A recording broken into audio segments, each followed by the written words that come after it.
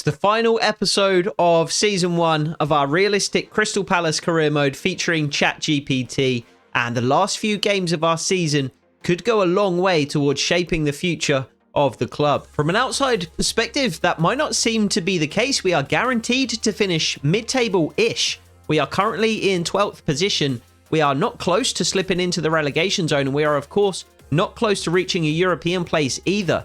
But if you have been following the series, you'll know we set ourselves some custom objectives at the beginning of the season, and the exact position that we finish in the Premier League is going to be very important. We are not, of course, going to finish in the top 8, so we don't have the chance to keep both Eberechi Eze and Mark Gahey, but there is a chance we could finish between 9th and 12th, which means we could keep hold of one of them, finish 13th or below, and we're going to have to sell them both this summer. Not only that, but we did set some individual player targets at the beginning of this season as well. So both Jean-Philippe Mateta and Eddie Nketiah are going to be looking to take their tally of total goals this season to 20. But with only 10 goals between them in the Premier League, that is currently looking highly unlikely. But we will track our progress at the end of the season against all 5 of the custom objectives that we set. We do also have the end of season awards to go over as well. Fans Player of the Season, Young Player of the Season, Managers Player of the Season too. But first, we do of course have our final 4 games of the Premier League to get to. We're going to start out by quick simming games against both Nottingham Forest and Tottenham Hotspur. I'll show you highlights of our game against Wolves, which we are hosting at Selhurst Park, before we round things out with the final featured game of Season 1 as we travel to Anfield to take on Liverpool. So it is currently looking like Nottingham Forest are going to be relegated this season. There are still 4 games yet to play, and they are 6 points off safety. However, they are level on points with rock bottom Ipswich Town, and I wouldn't hate to see Forest go down. There are a handful of players that I wouldn't mind poaching next summer if they do end up in the Championship. Anthony Elanga, Morgan Gibbs-White, Callum Hudson-Odoi, Taiwo Awoniyi. They would all seem like excellent additions to our front line. We can't afford to be complacent though. 3 points for us as important as 3 points for Nottingham Forest, arguably. So we are fielding our strongest 11 for this game. And it's a 0-0 draw. Neither side comes away with all 3 points. That probably works out better for us than it does for Forest, to be fair. And after the game, Trevor Chalobah popped by just to say that he's really enjoyed his loan spell at the club and he hopes we can make it a permanent deal. We are unsure whether Mark Gahey is going to be a Crystal Palace player going into Season 2, but either way, I would very much be open to making Trevor Chalobah's deal permanent as well. I'm stumbling over my words here because I've just seen how Trevor Chalobah's name is spelled. Trevoh? Is that right? Is that a typo? And Dominic Calvert-Lewin drops by the office as well to say the same. We will see what happens though, Dominic. Less keen on that one, to be honest. Calvert-Lewin will get a final opportunity to show Oliver Glasner what he can do as we take on Tottenham Hotspur at the Tottenham Hotspur Stadium, however. And Calvert-Lewin does get on the score sheet, not once but twice. He opens the score in 2 minutes into the game. Can't prevent us from losing 4-2 though. James Maddison equalises 8 minutes later. Ben Davies, I assume that is, puts Tottenham ahead before Brennan Johnson doubles their advantage. Calvert-Lewin grabs one back, but Kulusevski puts it beyond all doubt 75 minutes in. And taking just a point from our opening 2 games of the episode does mean that we slip to 13th position as Everton leapfrog us. Only on goal difference though. We are tied on 42 points with both Everton just ahead of us and Brentford just below us. We are taking on Wolverhampton Wanderers just below them in our next game, and we're going to be taking a slightly different approach in that next game against Wolves. I cannot decide whether we should keep Mark Gahey or Eberechi Eze if we finish 12th or above. I posed that problem to you in the comments. You couldn't decide either. Even Dougie Friedman couldn't really decide and kind of wanted it to leave it up to us, essentially. So what we're going to be doing against Wolves is playing Eze in a false 9. This could be the thing that dictates whether Gahey stays, whether Eze stays, because if he impresses in this particular position, this could solve a lot of problems for us. So the way we'll set up today is in our usual 5-2-3, but Eze in possession is going to drop into that number 10 position. Both Ismail Assar and Luka Koleosho are going to be playing wide and making runs beyond Eze, as is Tyrick Mitchell. Adam Wharton is going to be holding to cover for those runs from the left back position. Kamada and Munoz will be obviously supporting on the right-hand side as well. Richards, Chalobah and Gahey will form a pretty static back three. So we have 2 games left of the season. First here against Wolves and next against Liverpool to experiment and see whether this could be something that pays off and we continue into season 2. And Eberechi Eze immediately had an impact from that false 9 position, picking out Luca Koleosho with the through ball just as we'd intended. And Koleosho buried the strike in the far corner past Sam Johnston. However, unfortunately, the experiment couldn't last too long because when Matheus Cunha broke through on goal, Trevor Chalobah took it upon himself to bring the striker down. And this not only resulted in a penalty from which Wolves equalised, but also in a red card for Trevor Chalobah. So half an hour into the game, we had to change systems as he did continue to make an impact from a wide position though, picking out Lerma in the box and forcing a big save from Sam Johnston. And although we struggled against the 11 men of Wolves from time to time, when Ismaila Sarr slipped this through ball into the path of Joe Bellingham, he was certain to grab his first goal for the club, and that's exactly what he did. And when Dean Henderson found Nathaniel Klein on a quick breakaway after a Wolves corner, his eyes lit up as well. He grabbed his first goal of the season to make it 3-1 in the 90th minute. Somehow we still managed to find time to gift Wolves a second penalty of the game, but it was the last kick of the game. So we did manage to hang on to the 3-2 victory, and we are becoming increasingly used to losing against 10 men here in the series on the channel. But today we finally won with 10 men. Unfortunately though, both Brentford and Everton also won their games. Chelsea still have a game in hand. So it's currently a 4-way tie in 11th, 12th, 13th and 14th position.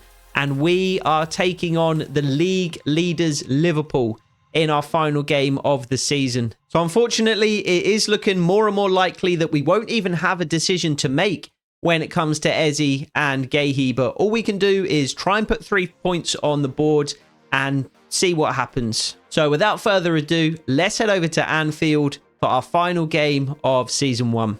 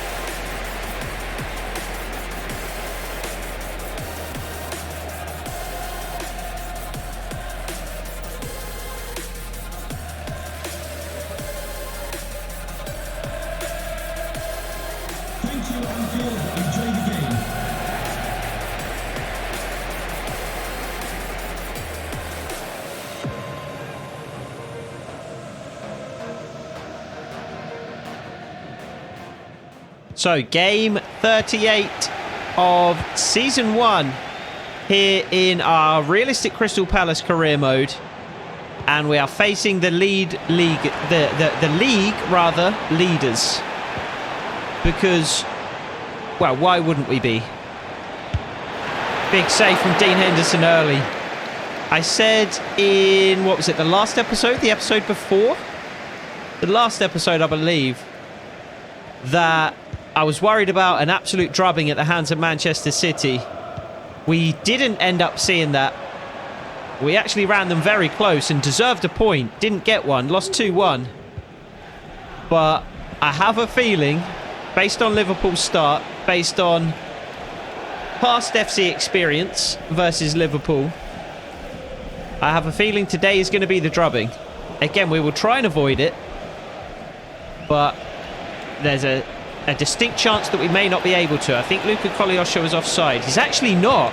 He doesn't quite get the shot away. It looked as though Kolyosho was offside there. So a couple of interesting decisions in the lineups. We have again gone with Eze in the false 9. We didn't really get a chance to see it against Wolves because Trevor Chalobah got himself sent off within half an hour. So that was all we managed to see of the false 9 system. So we are giving it a run out again here today. I mean, it looked decent for the half an hour that we played it for. Just one change from the 11 from that Wolves game, and that is Roscoe Torres in at left back ahead of Tyrick Mitchell.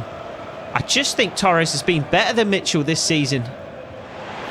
We gave Tyrick Mitchell the big contract extension earlier in the season. Bumped him up to 70k. And, you know, gave him an important squad role.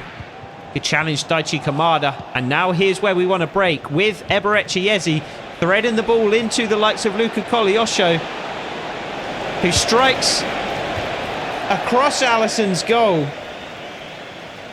And it is wide, but that's exactly the kind of counter-attack that I had envisioned when we put Eberechi Eze in the false 9. Rather than having like a Jean-Philippe Mateta, even an Eddie Nketiah in that kind of position, we had Eberechi Eze. And we know he can pick out those passes. We know if we've got the pace of the likes of Ismail Assar and Luka Kolyosho making those runs in behind, Eze is the one who's going to be able to pick them out. And we saw that there. Poor. Really poor. Some really poor defensive moments in the previous game against Wolves. We have, of course, already discussed the Trevor Chalobah red card.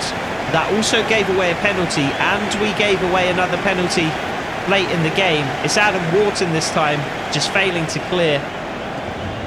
And it falls to Luis Diaz, who is not going to miss from there. Dean Henderson does his best to force the error from Diaz, but he just slots it underneath the arm, above the leg of the on-rushing goalkeeper. And 12 minutes in, it is 1-0 Liverpool. We really need 3 points here if we are going to finish 12th or above. And even with 3 points, we are far from guaranteed to finish where we need to. Adam Wharton. See, this is the downside of playing Eze in the 9. In the false 9, rather. We have 0 targets in the box. And we do have a huge amount of width. Oh, come on, ref. We do have a huge amount of width, not only with Sarr and Kolyosho, but with Munoz and Torres or Mitchell as wing-backs. And we have 0 targets in the box if we get into a crossing position, basically. So we are relying on Jota, good block, Chris Richards. We are relying on the likes of Eberechi Eze, Daichi Kamada to pick up positions on the edge of the box. And when they don't do so, there's no chances. This is another interesting lineup decision, this time from Arne Slot and Liverpool. Adrien Rabiot, a signing in January for Liverpool, and he starts at centre-back for them today. And that's an awful pass. So, I mean, at this stage, I think we just have to resign ourselves to the fact that Eze and Gueye are both going to be gone. And actually, that might not be such a bad thing. Might be kind of a blessing in disguise, because at least then we don't have to make the decision. The decision is out of our hands. We will put them both on the transfer list. We will field all of the offers that come in, We will pick... That's just beautiful football, and that's a great save, Dean Henderson. He makes the save the second time of asking that he couldn't make the first time around. Sumptuous football from Liverpool, though, and headed clear well by Daniel Munoz. So we will place both Eze and Gay on the transfer list. We will pick the balance of the best financial offer that we receive and the most realistic offer that we receive. I'm happy enough to take a little less money if it does mean, you know, Eze ends up at Arsenal or something like that. I'm sure that was where he was rumoured to go in the summer. The same with Gay and I believe Newcastle. You know, if they're offering us a bit less money, then we will accept their offer. Because I'm pretty sure Newcastle was where Gay was heavily rumoured to go in the summer. Ishmael Sarr, though, breaking away down the left-hand side. Cutting in onto his right foot. And wide. Unlucky by Ishmael Sarr. He's going to be stepping up into a much bigger role next season. He's played a decent amount this year. But we have played Eze on one side. And we were playing Kamada on the opposite wing early in the season. We have, of course, signed Luka Koleosho, and he's been playing there. But he's played a decent amount this year. But I imagine he's going to play substantially more next season. Luis Diaz beats Mark Gay. Doubles Liverpool's lead. 26 minutes into the game. And this is the drubbing that we were expecting. Not just in this game, but in the previous episode. It never came in the previous episode. It's coming in this one. Luis Diaz doubles his tally for the game. Already on a hat-trick. And we're not even half an hour in. Henderson probably could have done a little better with that one. So, I guess the decision now is... How do we want to strengthen in the summer? I think Mateta's going to be on his way out. There's going to be a massive outflux. Is that a word? I mean, influx is certainly a word, so I'm guessing outflux should be the opposite of that, right? There's going to be a massive outflux of players this summer. Eze gone, Gay gone. Mateta is going to be going because there's no way he's reaching 20 goals this season. And that was one of the prerequisites for keeping Jean-Philippe Mateta. And even then, actually, but pretty much all of the player targets ended up with Mateta leaving. Because if he scored 20 goals, the scenario was he thinks he's bigger than the club. He's used Crystal Palace as a stepping stone and he's moving on to somewhere bigger. If he doesn't score 20, then we need to replace him because he's not good enough. So either way, Mateta was leaving. Oh my God, we cannot do anything right.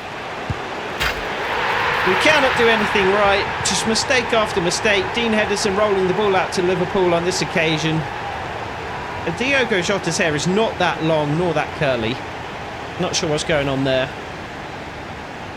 But we just roll it out straight to Liverpool. Salah puts it on a plate for Diogo Jota, who basically takes a penalty. I mean, Dean Henderson was way off his line. That would have been retaken if it was a true penalty, but... Liverpool 3, Crystal Palace 0. Half an hour into the game. Let's try not to allow this to become a record defeat. We've already lost 7-0 to Manchester United this season. We can keep it somewhat respectable. I would much prefer that. But as I was saying, Eze's going to be gone. Gay's going to be gone. That's a penalty.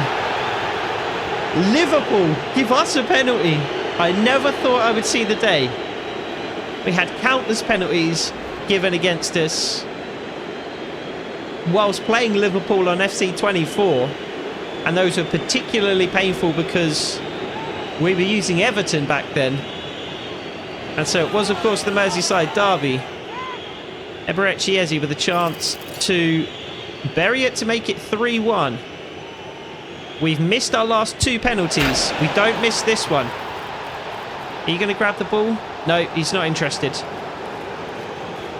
Again, I don't know why that's Ezzy's celebration. I've never seen him do that in real life. Maybe I just haven't seen him score enough goals.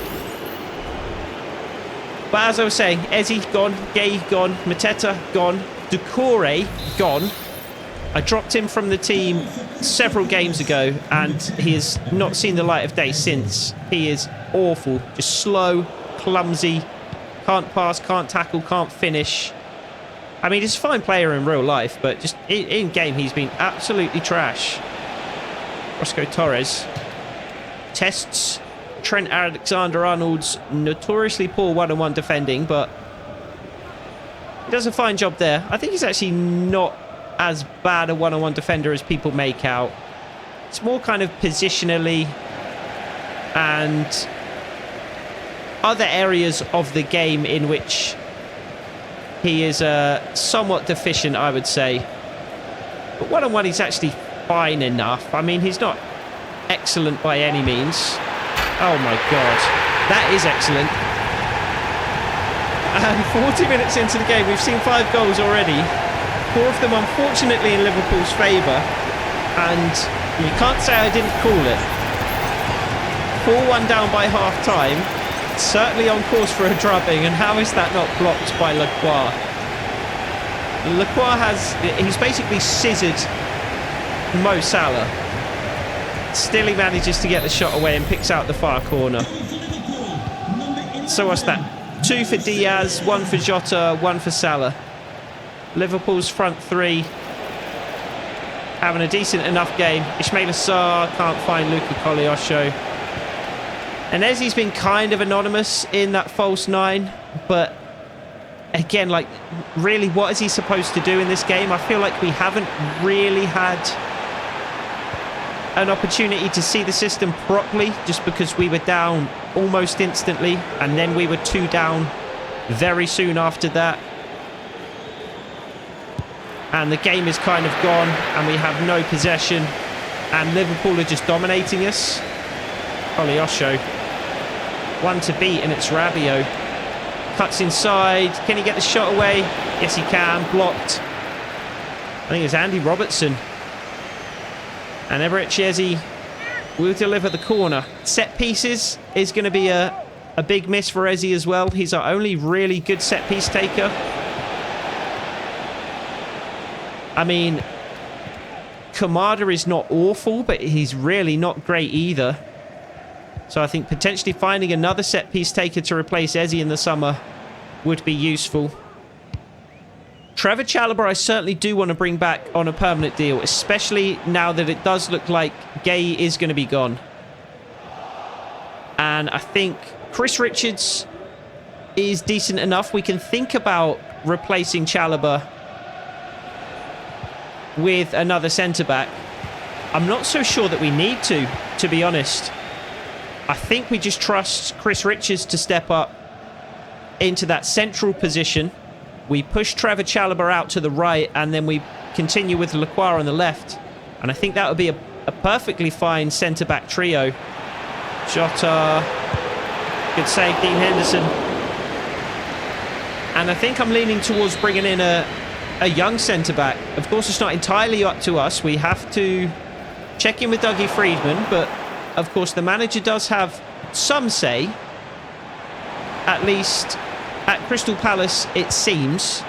Seems like a more collaborative approach than some of the more kind of dictatorial sports director situations where the sporting director does just bring in players and just says to the manager, here you go, make it work. So we can certainly suggest players and positions for Dougie Freedman to add, but we will definitely have to check in with him, rather. Not looking good so far, though. On course to at least... Well, we're not going to lose 7-0. 7-1 would still be an improvement, technically. So one change as we come back out for the second half here at Anfield. Jean-Philippe Mateta is on for Daichi Kamada. So Eberechi dropping into centre midfield. And Jean-Philippe Mateta leading the line. I think we do need to play with a true striker. And I think that is a position that we're going to need to add this summer. We're going to have Eddie Nketiah. However, we're really not going to have too much beyond him, to be honest. What a lovely touch that is. Because we are going to be losing Jean-Philippe Mateta. I don't think we're going to be making Dominic Calvert-Lewin's deal permanent. I mean, he's certainly not going to be included, or he's certainly not going to have achieved, rather, his targets, which were 8 to 10 goals, 10 to 12 goal involvements. He's not going to be close to that. I think he's on 4 total for the season, goals at least. And that includes his time at Everton. I think he scored 2 goals for us. Koleosho wins the header at the back post. Can't get it on target. So Odsonne Edouard is currently out on loan at Leicester. He will be returning. Whether or not he is going to play again for Palace in real life, I'm not sure. Mateta, not going to get there. It's a bit of a shame that Mateta had such a slow start to the season, because he's actually really come on in the last couple of months. He's actually in decent goal scoring form at the moment, and I actually wouldn't mind keeping him into next season. Eze, good shot. Good save from Alisson though. Comfortable, routine. Eze did well to test him from that kind of range though. And Mateta, I mean, I don't think he's going to be particularly close to scoring 20 goals. I think he's on 11 right now in all competitions. Most of those in the Premier League. Couple in the FA Cup. We will check out all of the statistics after this game. We will, of course, get to...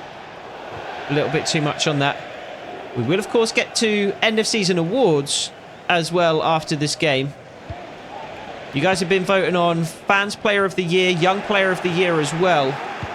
Make sure you check the YouTube channel, not just for new videos, but for polls as well. I regularly run polls on the channel.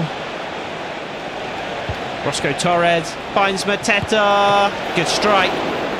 Carried away by Alisson. I think Roscoe Torres is going to be playing a lot next year as well.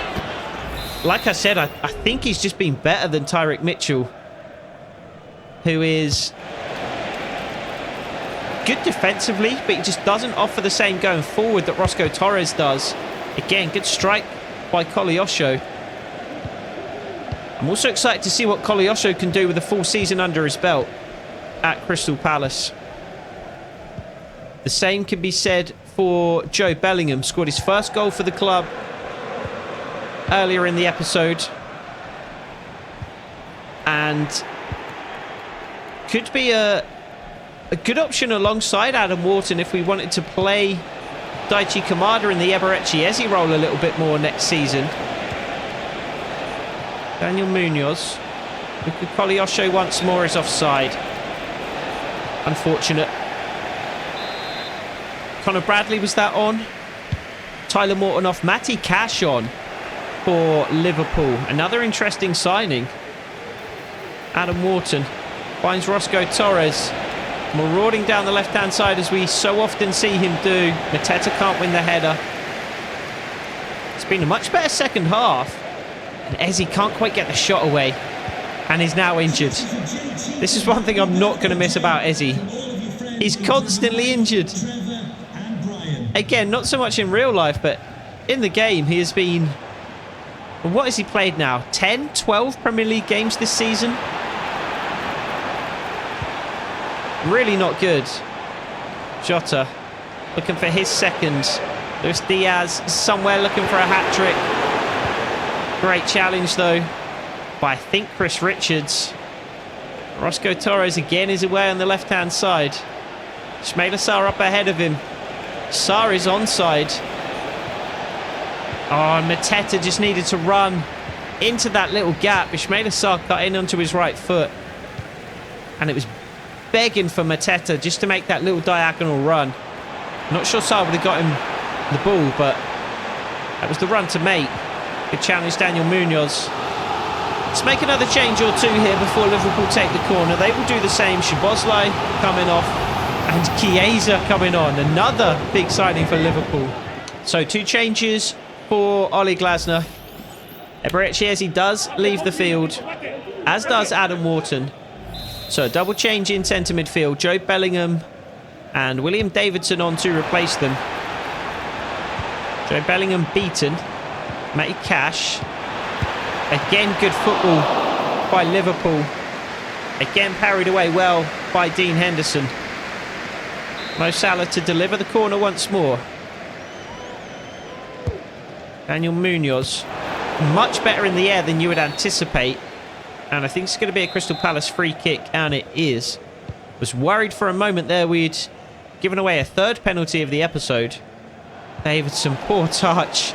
You've got to move a little quicker than that. There's the Luis Diaz hat-trick. I mean, we weren't going to get through the game without a Diaz hat-trick, were we? Once he got the 2nd, it's just a formality that he's going to get the 3rd. A really poor way to allow him to grab the hat-trick, though. Davidson just slow, lethargic on the ball in midfield. Liverpool steal in. Slip it through to Diaz. Go on, Bellingham. Don't just fake the run. Actually make it. 19 goals now for Diaz. He is going to finish close to the top goal scorer in the Premier League. It is looking like Rasmus Højlund, though, is going to take the award. Davidson, a little more active on that occasion, but couldn't wriggle past the Liverpool defender. It's a nice ball in behind for Mo Salah to chase. It's good defending from Roscoe Torres, not just once, but twice. And Davidson, that's a perfect pass into the path of Koleosho, who cuts inside. Finds Davidson once more, who hurdles the challenge, lays it into the path of Roscoe Torres, who chips it towards the back post, looking for Mateta. But unfortunately, Trent Alexander-Arnold manages to nick the ball away. Mo Salah once more. Diogo Jota. Luis Diaz looking for a 4th. Lacroix can't do anything about it. Neither can Henderson. And it actually might finish 7-1. That was horrific defending. That was absolutely horrific defending. I'm not sure if you saw it. I'm not sure if you'll see it again on the replay. You will. Mark Gay.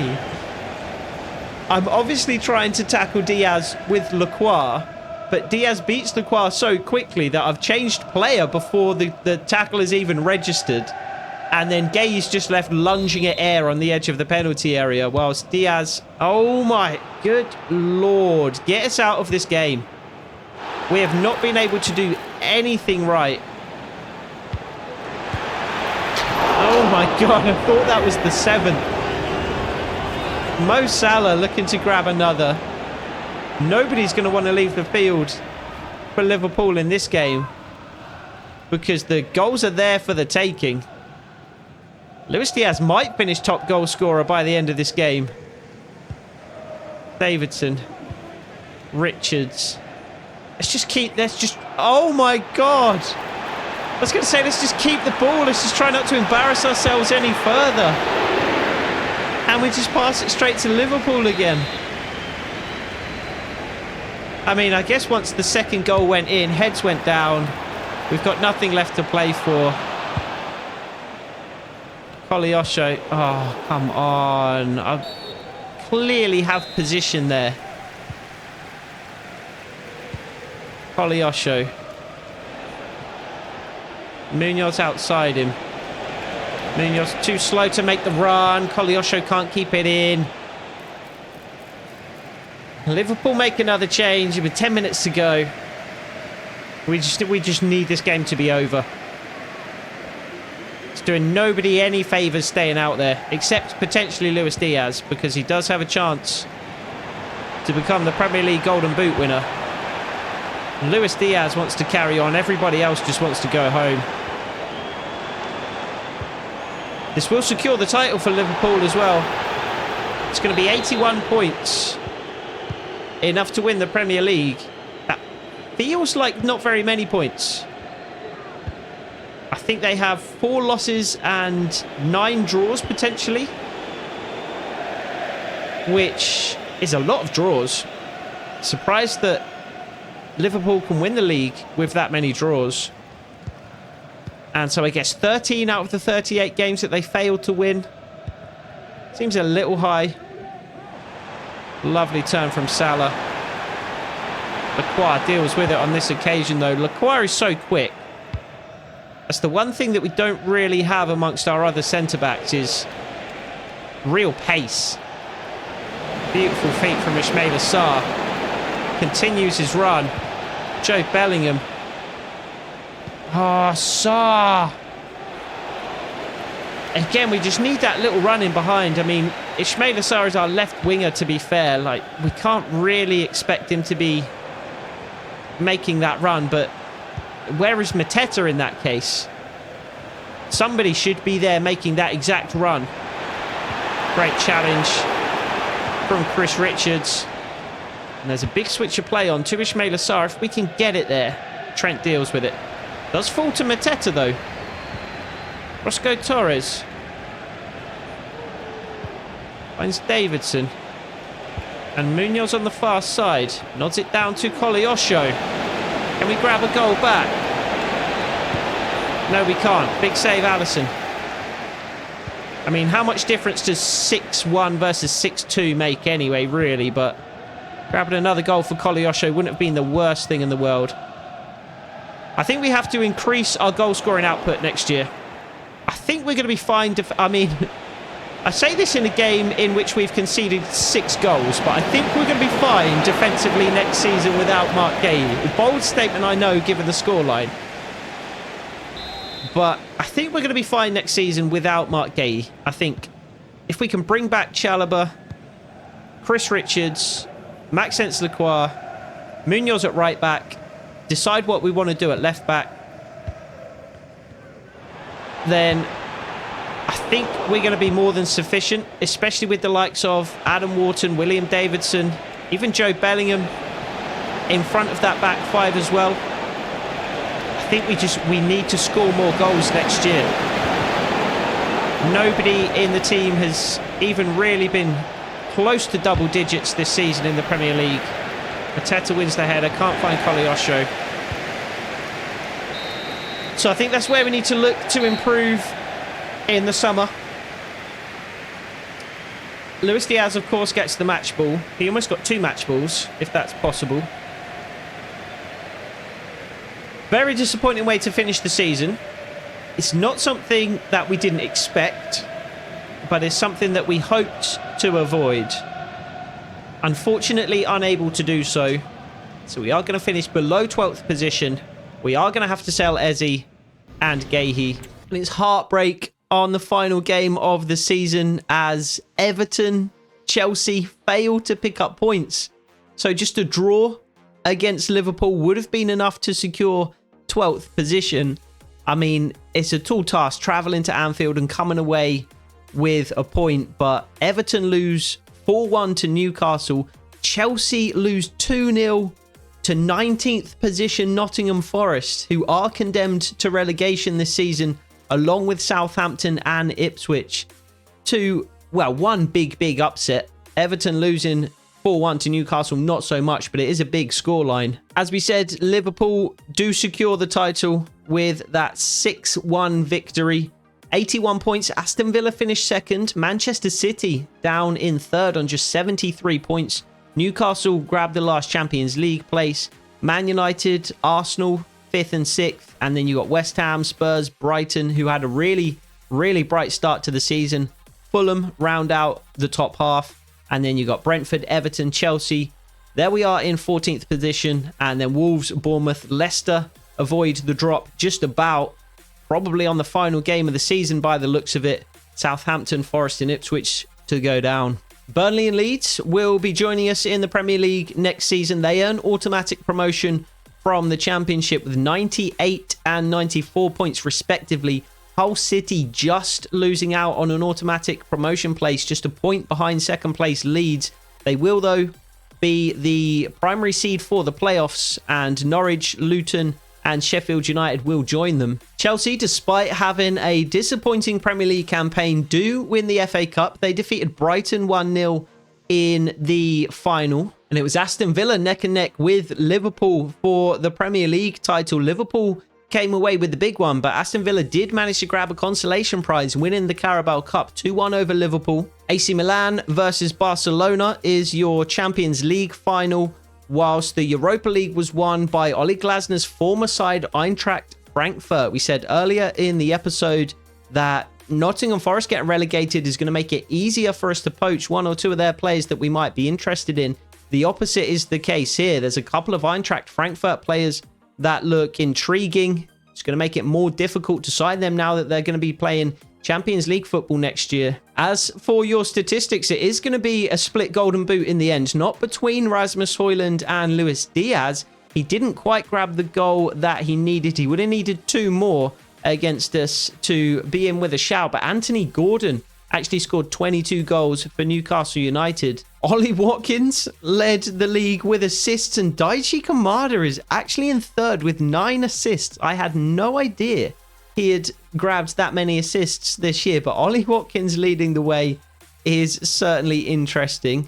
Alisson leads the league in clean sheets with 11, and Daichi Kamada not only led our team in assists, but in goals as well. 7 goals, which is tied with Jean-Philippe Mateta for top scorer, and the 9 assists. A really, really big campaign this season for Daichi Kamada. 6 goals and 2 assists for Calvert-Lewin, but again, some of those are left over from the time he spent at Everton in the first half of the season. 6 goals, 3 assists for Ismail Assar. Not a bad year. 4 and 4 for Eberechi Eze is respectable in 17 games. So he didn't play a lot of football this year. He played more games in the Premier League than I thought, actually, with 17. Played about half the campaign. And 8 goal involvements is not a terrible contribution. 4 and 2 for Wharton. We've got 3 goals for Nketiah, 3 for Munoz, a couple for Chalobah and Koleosho, and then several players with 1 goal each. In terms of objectives, we really did not have a good season. We actually failed every single objective that we set ourselves. We didn't play 2 youth players in 10 games or more, so that means we do need to release the 2 highest rated players in the youth academy. Fortunately, that is just the 2 keepers that I added most recently, Morgan Preston and Albert Oliver. However, I do feel like that would be cheating just a little bit. So we are going to release Morgan. We are also, however, going to release Akinola Mohammed. He is level in overall with Albert Oliver, and he is a player that I did have quite high hopes for. I was planning to actually promote him to the first team this season. Fortunately, though, Adeyemi Akpan is not one of our highest rated players, but he is one that I am most excited about. So he is going to be promoted to the senior team ahead of the summer. We also failed to score 20 goals in all competitions with both Jean-Philippe Mateta and Eddie Nketiah. So we're going to have to replace Mateta with a first team striker this summer. Not only that, but we did finish in 14th position. So that means we do have to sell Eberechi Eze and Mark Gahey. So let's put Mateta on the transfer list. Let's put Eze on the transfer list as well. Let's put also Czech Decore on the transfer list whilst we are here. How is he only 25 years old? Maybe I'm having second thoughts about that. We'll leave that for now. I thought Czech Decore was like 28. I had no idea he was so young. Let's delay that decision maybe until the beginning of season 2. But we will also put Mark Gahey on the transfer list. Let's have a look at the price we can expect to get for Gahey and Eze. They are both rated around 30 million, which seems reasonable in terms of their base valuation.